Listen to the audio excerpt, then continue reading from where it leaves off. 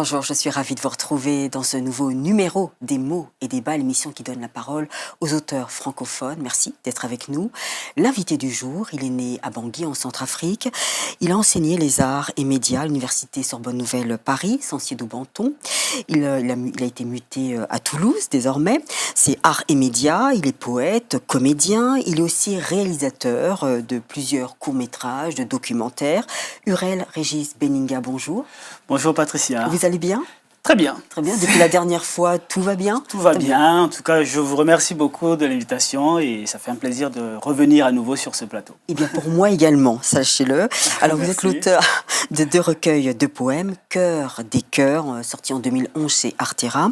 Il y avait aussi en 2007 chez Artera toujours Quand le cœur parle, donc ce sont des recueils de poèmes. Et puis, il y avait aussi une pièce de théâtre, parce que vous êtes dramaturge, Sanguerou, sur le chemin de l'Élysée, qui est sorti en 2016. Et puis là, votre dernière parution, c'est une pièce de théâtre, mais c'est avec des enfants. Nous allons voir ça. Il s'intitule Les îles enchantées. Ce sont des contes théâtralisés. Voilà, paru chez l'Harmattan Jeunesse. Eh bien, Urel Régis Beninga, commençons tout de suite la première partie de l'émission, au fil des pages.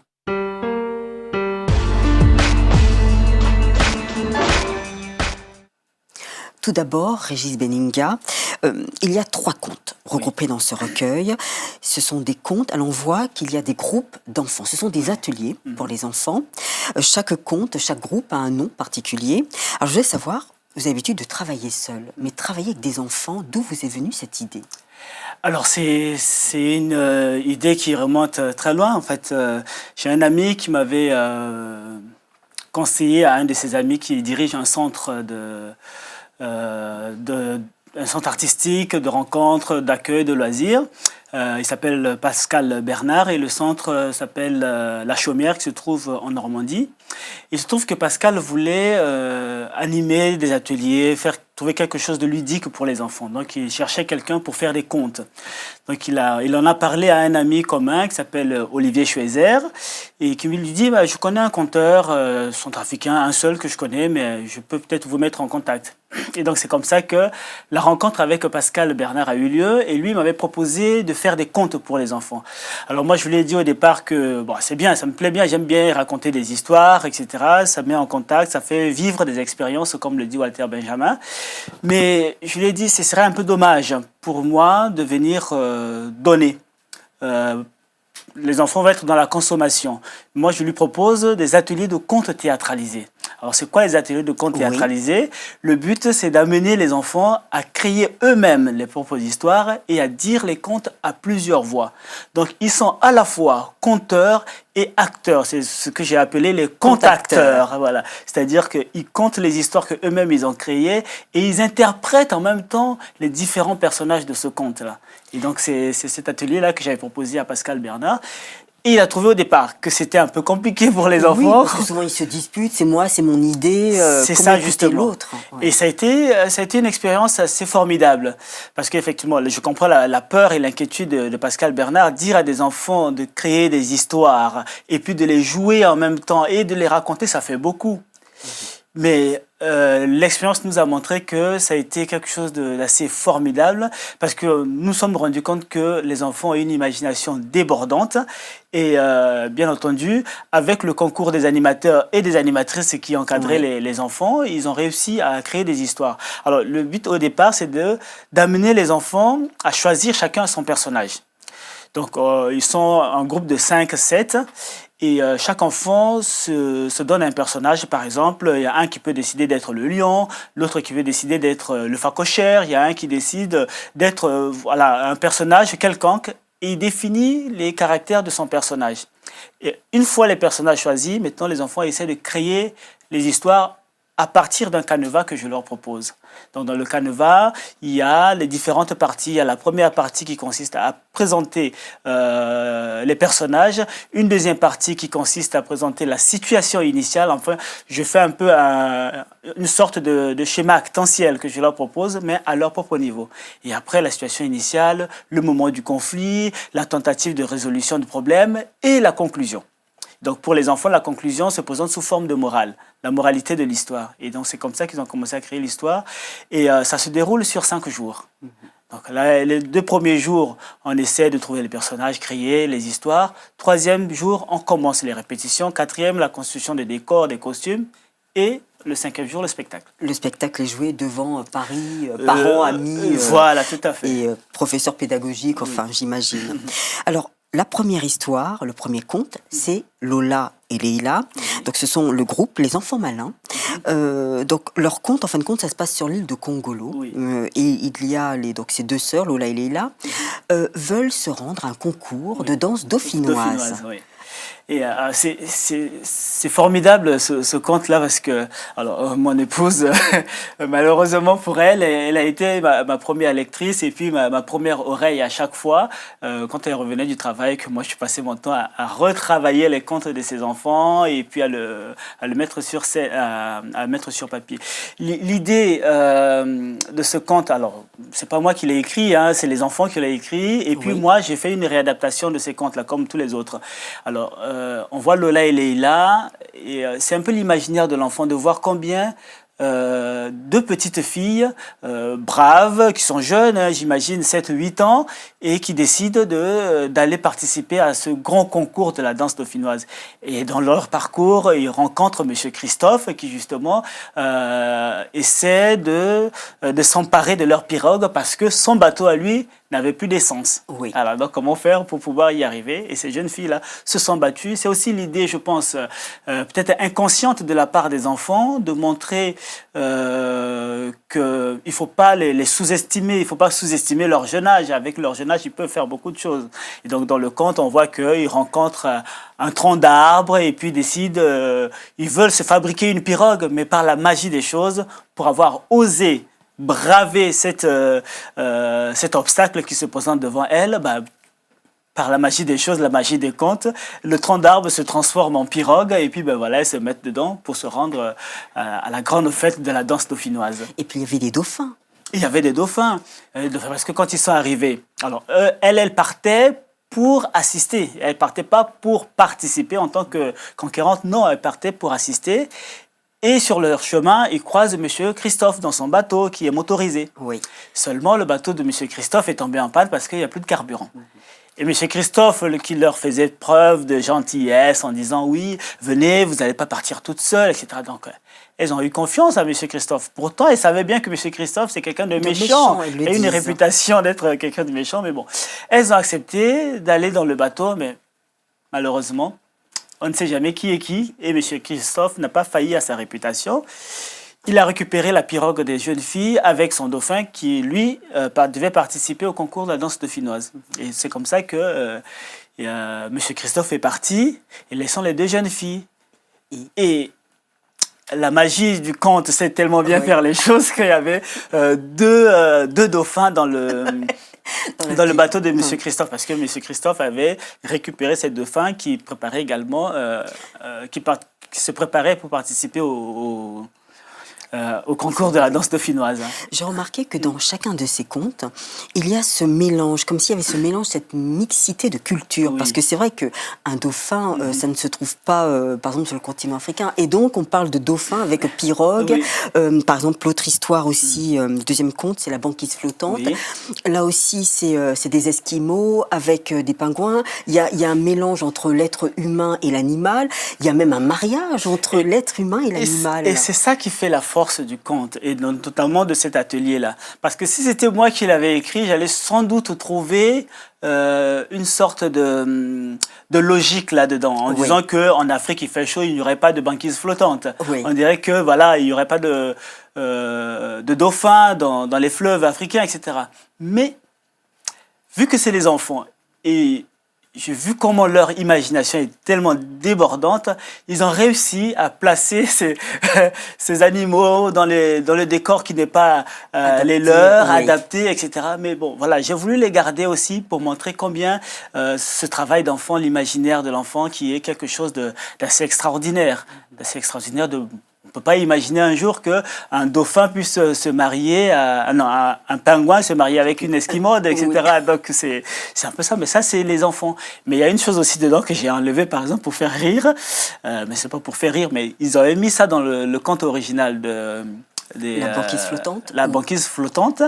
Ils avaient mis une pause publicitaire de Hollywood Chewing-Gum.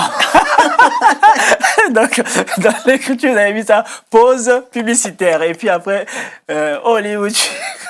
Bon, excusez-moi d'en parler là, mais c'était tellement drôle. Quand je relisais ces contes-là, je me disais, mais purée, qu'est-ce que les enfants peuvent en arriver là, quoi. Comment leur imaginaire est assez débordante, quoi. Et ça m'a beaucoup marqué de voir que l'enfant n'est pas dans la censure. Oui, il est libre, quoi. Voilà, il laisse libre cours à son imaginaire, ce qui n'est pas le cas d'un adulte qui va écrire, qui va réfléchir, quel est le message que je veux transmettre par là, est-ce que ça c'est logique, etc. On essaie de trouver des logiques. Quand je crée par exemple Sanguero, j'essaie de trouver des logiques. Qu'est-ce que je veux annoncer par là? Mais là, dans le conte, les enfants laisse libre cours à leur imaginaire. Je ne suis pas sûr qu'ils voulaient transmettre un message particulier. Mais avec du recul, on se rend compte que le message, il y en a. Oui, parce que souvent dans chacun des contes, dans ce recueil, il y a cette ambiguïté, enfin cet antagonisme, le bien et le mal, à chaque fois. Ouais. Mais ça, c'est le propre de l'enfant, en fait. Et c'est ça qui est bien encore, de voir que le mal et le bien est mis en opposition. Et, alors, généralement, en tant qu'adulte, maintenant, dans le XXIe siècle, on essaie de faire les choses un peu avec parcimonie, de grignoter un peu pour ne pas toujours opposer le mal au bien. Mais l'enfant, ça reste systématique parce que c'est son âge qui le veut. Et donc, c'est blanc ou bien c'est noir, c'est bien ou bien c'est mauvais.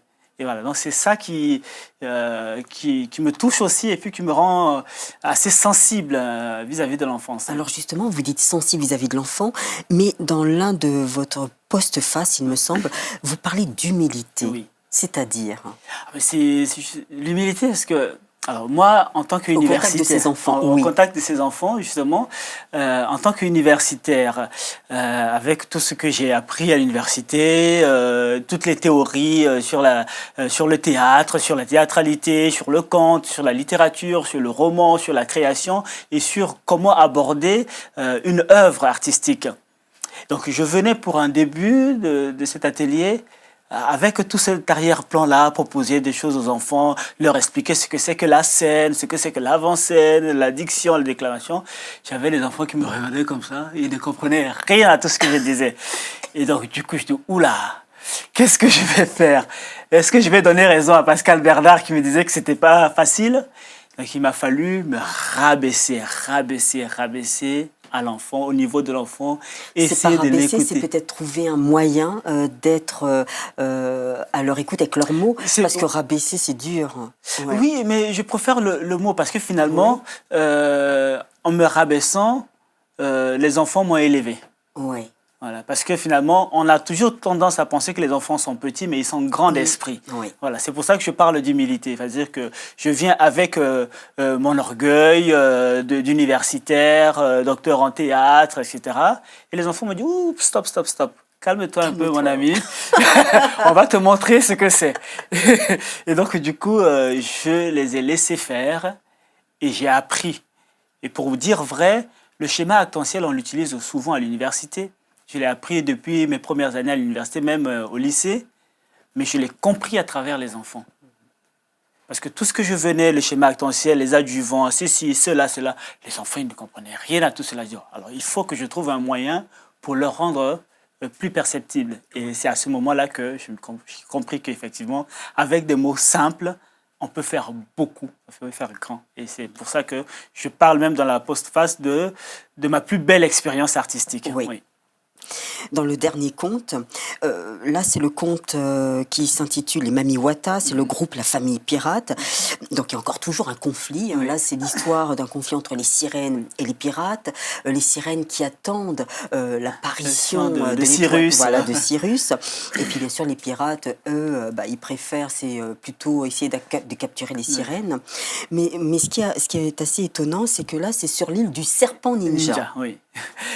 Bon, ça, c'est l'imaginaire des enfants aussi. Je sais pas, est-ce que ça existe, le serpent ninja? Sans doute qu'ils ont dû voir des films chinois qui parlaient à l'époque un peu des ninjas, etc. Tout ça. Mais ce conte m'a beaucoup plu. Enfin, j'ai eu du mal à faire la réadaptation. Et à chaque fois, quand je le proposais à mon épouse, il me dit non, non, mais ça c'est assez dur, c'est assez compliqué, etc. Pour les enfants, je dis oui, mais j'ai envie de développer un peu. Je dis reste attaché à l'idée des enfants. Il me disait ça. Je dis ok. Et là, je me rends compte que les enfants, je ne sais pas s'ils ont déjà vu les Mami Wata, les sirènes. Oui. Ils les ont vus où? Dans quelle série? Dans quel livre? Dans quel livre de contes ils ont lu? Ça, quelque part, je ne sais pas. Et l'idée que les pirates vont se servir des écailles des Mami Wata comme porte-bonheur pour aller attaquer des bateaux, etc. Parce que les sirènes, c'est plutôt occidental. Les Mami Wata, c'est plutôt Les Mami Wata, c'est gens plutôt, du continent africain. continent africain. Voilà. Et donc, comment ils en sont arrivés là? Ouais. Je ne sais pas. Et donc, ça aussi, c'est quelque chose qui m'a beaucoup marqué, de mettre... et puis, l'idée peut-être qu'ils ont essayé qu'ils ont essayé, les enfants, pardon, de faire ressortir là, c'est aussi peut-être aussi... alors là, je parle à leur place, hein, peut-être de l'émancipation de la femme ou bien encore l'émancipation de ceux qui sont faibles. C'est-à-dire de dire aux faibles que vous pouvez y arriver, ne vous laissez pas toujours faire. Parce que les pirates ont l'habitude de prendre prisonnières ces Mami Wata pour arracher leurs écailles, pour se servir pour des basses besognes. Mais là, malheureusement, là, cette fois-ci, les Mami Wata disent non, on ne va pas se laisser faire. On va y aller et on va essayer d'en finir avec ces pirates-là une fois pour toutes. Et elles ont eu la chance d'avoir le serpent ninja qui, lui, tout le temps, passait son temps à contempler cette balade céleste, cette rencontre entre les étoiles et les Mami Wata. Ça, je trouvais ça féerique en écrivant. J'ai dit, waouh! Je ne pouvais pas un jour arriver à faire un truc pareil. Mais ça, c'est les enfants. Et je veux vraiment leur rendre hommage là, sur ce plateau-là. Et c'est notamment les enfants de la communauté de communes de Seine-Bord, en Normandie. Et voilà, s'ils m'entendent, ben, je leur dis encore un gros chapeau. Et voilà.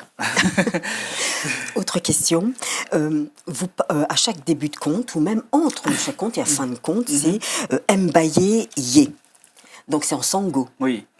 Alors, Mbaye, c'est une locution qu'on utilise en République centrafricaine pour dire des contes.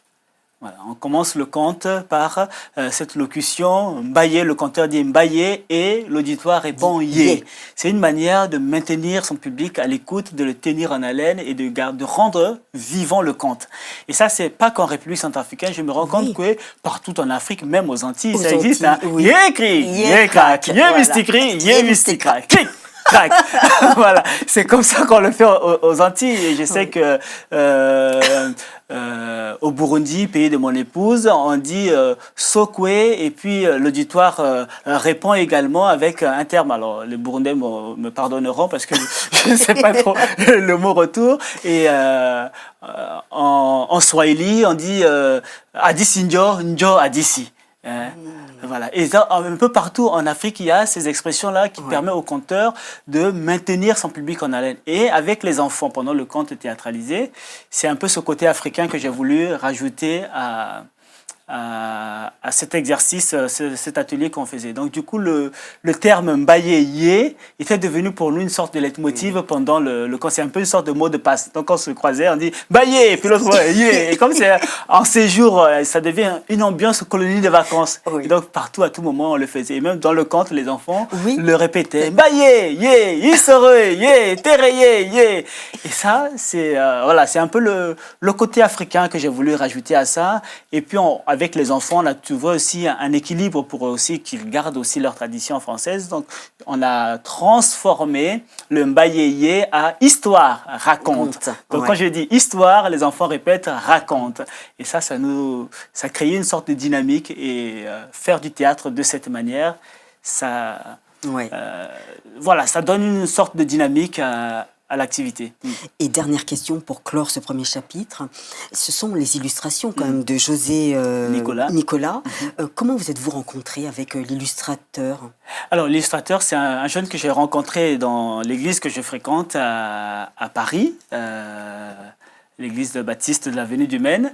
Et Il était jeune, je l'avais comme... moi, j'étais moniteur, il était tout jeune à l'époque. Et je me suis rendu compte qu'il avait une aptitude à dessiner. Il dessinait tout ce qui lui passait à l'esprit et il avait un certain talent. Donc, je lui avais proposé à l'époque d'illustrer mon recueil de poèmes, Cœur des cœurs, et j'ai trouvé que c'était magnifique ce qu'il avait fait. Donc, du coup, avec ce conte, je lui ai dit, bah, vu que c'est un travail qui est destiné en priorité aux enfants, je vais lui proposer s'il peut me rajouter des images pour agrémenter et puis faciliter la compréhension pour certaines personnes. Et c'est là qu'il a accepté de le faire. Et j'avoue que c'était un travail magnifique qu'il a fait. Il a fait une trentaine de contes. Bon, malheureusement, pour des raisons de coût de financement, l'éditeur en a retenu qu'un tiers. Oui. Mais c'est formidable ce qu'il a fait. Et puis, en tout cas, je lui dis encore grand chapeau pour son travail et j'espère qu'il aura encore d'autres occasions d'exprimer son talent encore merveilleusement. Merci beaucoup Uriel Régis Benninga pour vous cette remercie. première partie d'émission. Ne bougez pas, hein, il reste carte sur table.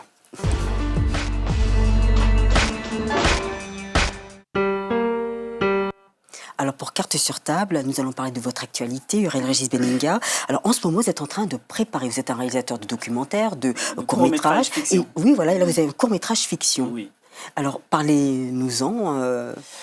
Pour l'instant, je travaille sur un court-métrage que je vais probablement tourner cet été. C'est sur un sujet assez dur, hein, sur la question de l'infanticide. Voilà, un sujet qui est tabou au cinéma, qu'on traite très rarement. Et donc là, j'essaie d'aborder ce sujet. Je l'aborde parce que j'ai été très ému par l'actualité concernant une certaine Fabienne Kabou. Je ne sais pas si vous avez entendu parler de cette dame d'origine sénégalaise qui avec sa poussette au bord de l'eau. Ouais. Donc cette histoire m'a beaucoup ému. Alors je ne sais pas pourquoi, mais elle revenait en boucle en moi. À chaque fois que ça passait à la télé, ça me touchait. Donc je suis allé sur Internet faire des recherches. C'est là que je me suis rendu compte que beaucoup de femmes vivent cette situation difficile. Alors, on a souvent tendance à les accuser, à les pointer du doigt, peut-être que c'est des criminels, etc. Alors, le but du film, c'est de ne pas les incriminer, mais c'est d'essayer de comprendre pourquoi ils en sont arrivés là. Et je me suis rendu compte que ce n'est pas un phénomène uniquement occidental, mais c'est partout dans le monde et avec des raisons diverses. Alors, je ne vais pas dévoiler l'intrigue du film. Et voilà. Donc, mon idée, c'est d'essayer de comprendre un peu cette souffrance parce que en me documentant, je me suis rendu compte qu'il y a une souffrance derrière. C'est vrai qu'on accuse parfois ces femmes-là, mais pour certaines, ce n'est pas évident. Certaines sont dans le déni de grossesse, elles ne savaient pas qu'elles attendaient un enfant et puis du coup, du jour au lendemain, la grossesse est là. Qu'est-ce que je fais ? Enfin, pas la grossesse, mais l'enfant arrive. Donc parfois, je me posais la question, je me disais, mais est-ce que c'est normal, hein? Elle n'a pas ses règles, etc. Elle ne peut pas se rendre compte, etc. Mais bon, mon épouse est médecin, elle a essayé de me faire comprendre certaines choses, effectivement, et ça m'a beaucoup touché aussi dans ce sens-là. Et donc, c'est pour ça que je me suis dit, je vais le faire, même si le sujet il est assez dur, même si j'ai la réputation de faire des films avec des sujets durs. Mais voilà, je n'ai pas réussi à m'en débarrasser en ce qui concerne de ce sujet-là, en ce qui concerne ce sujet.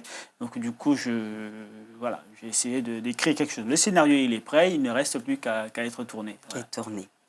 Autre actualité encore, c'est vous êtes à Toulouse, comme j'ai dit, vous aviez donné des cours à la Sorbonne Nouvelle à Paris, et puis à Toulouse actuellement, et c'est des cours toujours de technique de communication. Oui, alors à Paris 3, j'enseignais la technique de médiation écrite et orale, et j'ai eu à donner quelques cours sur l'interculturalité du théâtre dans le bassin du Congo, ainsi que sur l'anthropologie théâtrale. Mais là, depuis 2 ans, les choses ont fait que je me retrouve maintenant à Toulouse. Et n'ayant pas de poste à l'université de Toulouse, j'interviens dans le milieu scolaire où je fais des animations de pratiques théâtrales, de création de marionnettes avec les enfants. Et je vous rassure que je vis des moments magnifiques avec les enfants et c'est quelque chose... Oui, parce qu'ils sont assez surprenants, ils sont toujours vifs. curieux. Oui. Et puis de recevoir de la part des enfants des câlins tout le matin, etc., qui arrivent, mettre un câlin, etc. Je trouve ça mignon qu'on ne retrouve pas à l'université, même si parfois c'est pas conseillé, mais je trouve que on a besoin de chaleur dans ce monde qu'on appelle souvent le monde de brut, mais bon, les enfants nous rappellent qu'il faut un peu de tendresse. Et même quand je suis parfois emporté parce qu'ils ne suivent pas, ils ne veulent pas faire les choses comme je leur indique. Et puis subitement, il y a un qui vient mettre un câlin. Et puis là, c'est mignon, c'est touchant. Et puis du coup, la pression baisse. Et puis on retrouve une sorte de sérénité, de joie. Et puis voilà, c'est quelque chose de magnifique pour moi. Et donc c'est une expérience que je vis à nouveau avec les enfants et je trouve ça formidable. Très bien. Merci beaucoup, Régis Benninga. Nous allons passer tout de suite, on va découvrir votre coup de cœur.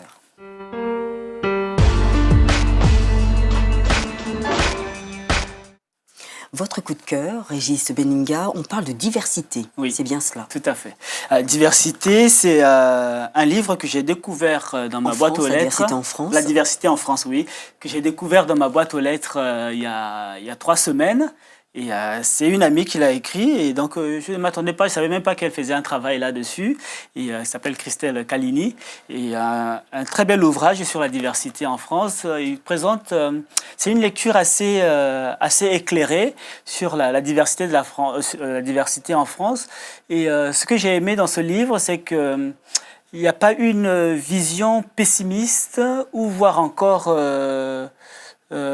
conflictuelle de la diversité. Donc là, elle présente la diversité sous un angle positif et combien ceux qui sont appelés les minorités visibles arrivent à s'investir pour le développement de ce pays-là. Donc souvent, on a tendance dans nos discours sur la France, sur l'immigration ou la diversité en France, le discours est assez, parfois, selon le bord où on se trouve, conflictuel, on pointe du doigt, ou encore on est pessimiste, on dit oh, ça n'ira jamais, ça ne marchera jamais.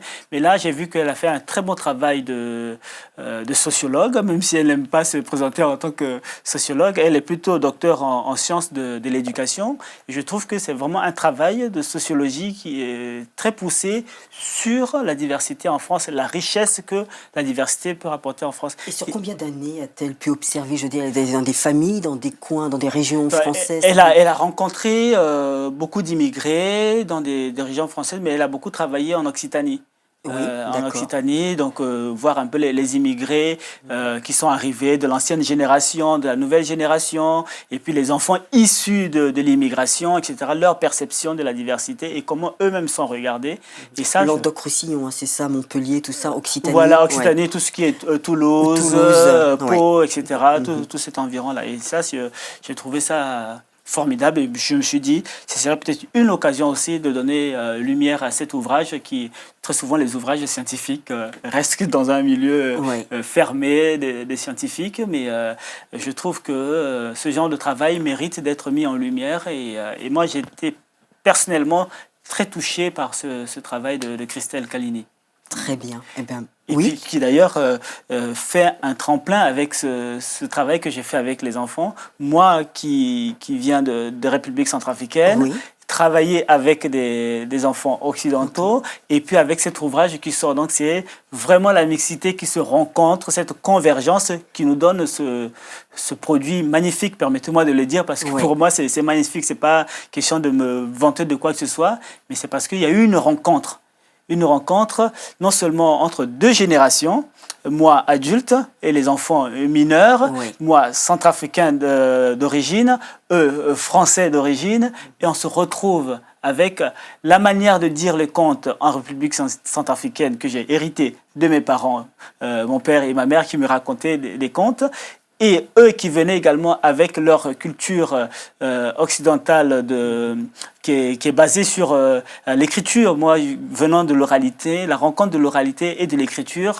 ont donné naissance à ce travail sur le conte théâtralisé. Aussi, la rencontre entre le conte et le théâtre. Il y a plusieurs rencontres. Voilà, je parle beaucoup. J'arrête là.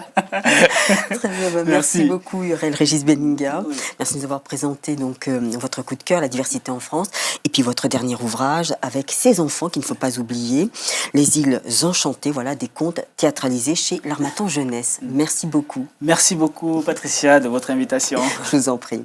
Et quant à vous, mes chers complices, eh bien, on se retrouve la semaine prochaine avec un autre auteur bourré de talent. Merci beaucoup de votre fidélité. Au revoir et à bientôt.